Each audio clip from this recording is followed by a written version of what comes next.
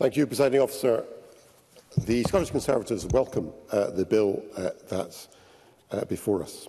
It deals with what is a striking and appalling miscarriage of justice. And there's a striking parallel, I think, with the earlier business we had this afternoon with the contaminated blood scandal, which is yet another horrendous matter of injustice. So we're going to devote 2 afternoons of parliamentary business this week to the Horizon Post Office situation where, as we've heard from a number of speakers, hundreds of innocent sub-postmasters across the United Kingdom were unfairly accused of theft and fraud. And the personal impact of this was horrendous. Hundreds lost their livelihoods, some having to repay tens of thousands of pounds. Others were prosecuted, some went to prison, some took their own lives. For all those affected, the personal, financial and emotional impact was enormous. And Russell Finlay earlier reminded us of some of the personal stories of those who were impacted by this. And as we now know, these victims were all innocent. There were serious issues with the Horizon software. And horrifically, we now know that at the top of the Post Office, the problems with Horizon were well understood, and yet they did nothing to stop the prosecutions. Now, at last, the UK Government has accepted that all those convicted require to be exonerated. And emergency legislation has been introduced at Westminster to address this. And in parallel, there will be substantial compensation paid out to those who have suffered. It is the least that they should expect. And I'm glad we see this legislation from the Scottish Government today, and I hope the Parliament and all parties will work together to see this passed as expeditiously as possible. But having said that, I do think it is disappointing that we've seen people in the SNP trying to exploit this Horizon political scandal for political purposes, proving there is no situation so tragic it cannot be turned into a constitutional football. In an interview on the 23rd of April, the then First Minister Humza Yousaf said he was utterly furious about the fact the UK Government had chosen not to extend their legislation to Scotland. It was, he said, outrageous and unacceptable.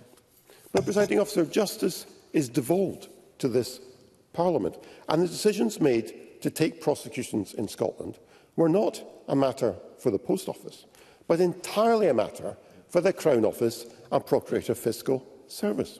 And had the UK Government tried to introduce a bill to deal with Scottish justice matters, we can only imagine the very first people to complain would have been SNP ministers. But they try and turn the current situation into a constitutional grievance. I'll give way to the Cabinet Secretary. Cabinet Secretary. So I'm grateful to Mr Fraser. He is absolutely correct to say that justice is indeed devolved, but that doesn't stop me with great regularity bringing legislative consent motions to this Parliament based on UK-wide legislation. And can I reassure him that I am one of the most pragmatic politicians you'll meet, not much of an ideologue, and my concern was really just simply one of pragmatism and to look for the quickest solution. Murdo Fraser. Well, the legislative consent motions she refers to do not normally deal with matters of the criminal justice system in Scotland. And I welcome the moderate tone we've heard from the Cabinet Secretary. It was in stark contrast to what we heard from the former First Minister when he was speaking on this issue just a few weeks ago.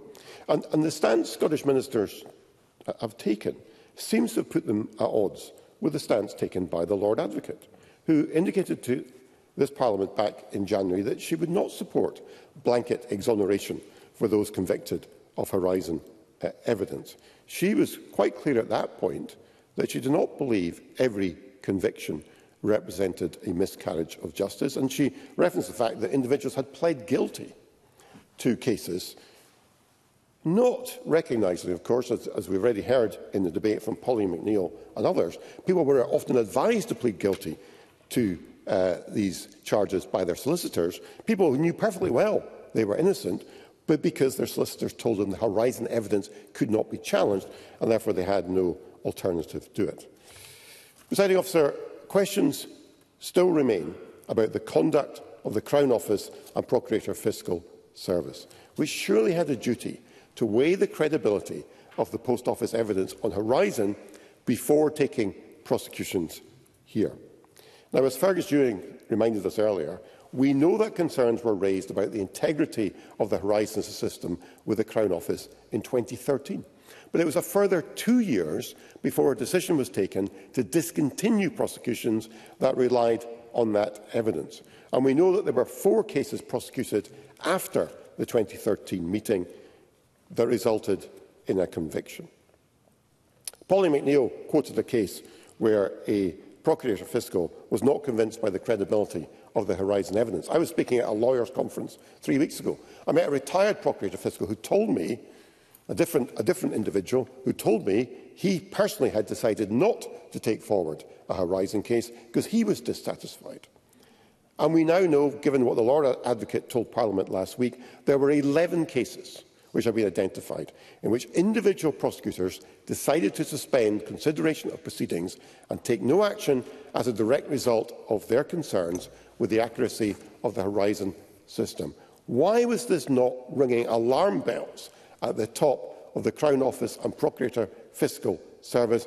Why was the decision not taken at that point to cease all prosecution proceedings? I asked that precise question to the Lord Advocate when she gave evidence here last Thursday, and I did not get a convincing answer. So to close, Deputy Presiding Officer, it's good to see this legislation proceeding, compensation being paid to those who have been treated so unjustly. Well, that doesn't answer the very serious questions that remain about decisions taken by the Prosecution Service here in Scotland, and we need to get answers to these. Thank you. Thank you, Mr Fraser. I now call Keith Brown to be followed by Casey Clark. Mr Brown. Presiding Officer, I am very pleased that we are at long last legislating to overturn the convictions of those wrongly convicted in the Post Office Horizon scandal. And many months ago, as we've heard, I was contacted by Rab Thompson, a constituent of mine, former sub-postmaster of Cambus Post Office, one of around 100 Scots who were wrongly convicted because of the scandal. And even a year ago, when the faults with the Horizon system were already widely known, Rab was struggling to get his conviction overturned. And just on the issue that's now been raised, the politicisation of this about where responsibility lies, it should be said, of course, that this whole scenario started in Westminster. Concerns were first raised about the system in 1997 to the new government at that point, and it centres on a body whose responsibility is entirely reserved to the UK government. Perhaps you'd remember that, because some people seem to be wanting to elide that point. From the point I met with Rab, my constituency team and I did what we could to support him, countless letters to relevant organisations, being vocal in the press, raising parliamentary questions on the issue. And indeed, I met Rab not long before his hearing, and I'm very pleased to report that he was amongst the first wrongly convicted postmasters in Scotland to get his conviction overturned in January of this year. As I said, Presiding Officer, the postmasters have known about this scandal for decades. The public have known about the scandal for years. I think Polly McNeill used the phrase, the dogs in the street knew about the scandal. So we have to ask ourselves, how did it go on for so long? We now know that a number of people in positions of power knew about this, and had they done things differently, we would not be in this situation today. As the Lord Advocate said, and I do not want to attack the Lord Advocate, I'm sorry, I don't really have much time. I've been told we're not getting the time back for interventions. Apologies for that, Mr Mara. The Post Office, the direct quote from the Lord Advocate to Parliament, the Post Office, its lawyers and UK Government ministers continued to support the Horizon system during 2013 to 2015, by which time we knew of the issues with the Horizon software, and that throughout the scandal there were worrying levels of deliberate and sustained concealment and deception. And it would be good to hear a general principle being put forward to say that any deception should be the subject of criminal investigation and, if necessary, criminal action, not just those against whom we've got disagreements. So the point I want to make today is the same point I made last week. Given those levels of deliberate concealment and deception, what is it going to take for the people responsible for the scandal in the first place, both in the UK Government and in the Post Office, to face the consequences of their actions? The Post Office is answerable to UK ministers, and they are responsible for not taking action when the faults in the Horizon system were first identified. The UK Government in all this has been posted missing as far as sub-postmasters in Scotland are concerned. And I believe it is the UK Government's problem to fix. It would be a rare occasion I would stand here and say, why does the UK not legislate in Scottish affairs? But on this occasion, given the necessity of speed, and we heard from Beatrice Wishart the necessity to mirror as closely as possible the UK legislation, Why do you not ensure there is parity of treatment for everyone across the UK affected by this? Why does the UK Government not include Scotland? Why do they include Northern Ireland, which is a different legal system, but they don't include Scotland? A very pertinent question. And I agree with Polly McNeill that we should make sure that the Crown Office and others are held accountable. I'm perfectly willing to accept that fact, but not that it should be something that delays the need for justice for the victims in all this. We know the UK Government has broken the Sewell Convention 11 times since 2018, ignoring or overriding the wishes of this Parliament. And to me that begs the question, if Scotland had done it first, would the UK have shut it down and told us to wait for the UK-wide legislation, as they have done in a number of other areas, like the deposit return scheme, which was shut down in order for a UK-wide scheme to take place, which, unsurprisingly, is yet to materialise? I, for one, cannot make sense of the UK Government's decision-making in all of this. I'm glad that we're taking action to overturn the wrongful convictions here today. Now, I could be wrong and I'm willing to be corrected, but I am sure the Lord Advocate did not say, as has been alleged, that she does not support the idea of generalised pardons, or whatever the relevant technology is. I'm sure she said that she could not do it within her powers, and she was not willing to make comment on the collective responsibility position of the Scottish Government. But she said she couldn't do it, not that she wouldn't do it. But what is it going to take for the UK Government and the Post Office to be held to account here? Why did the UK Government, so keen to interfere in Scottish affairs, not include Scotland in this system? And I can't help but conclude that it's because the UK Government would rather play politics, as we're seeing from Murdo Fraser today, with the lives of people they've already let down severely in a cynical attempt to show this Parliament up and avert the blame for themselves. And the disgraceful way they talk about the Lord Advocate just shows as a generalised attempt to discredit institutions in Scotland, part of a wider Tory platform. I think it's a disgrace. And in light of the UK Government's failure to act on behalf of the Scottish victims of this appalling scandal, I support the principles of the proportionate legislation which is now being proposed. I think it's also true to say that we should bear in mind the people that are victims of this. They're not unaware of where responsibility lies here and who's trying to get out from underneath it, who's not willing to take the action that's necessary. There is no logical conclusion other than the plain politics for the UK Government's actions in all of this. So I'm very pleased that the Scottish Government will take action. It's long overdue.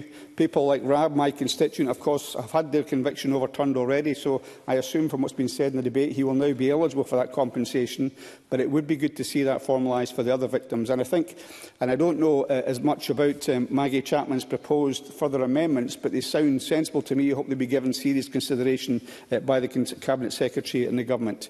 But let's see if we can get this done as quickly as possible, given the UK Government's failure to act on behalf of the victims of this scandal.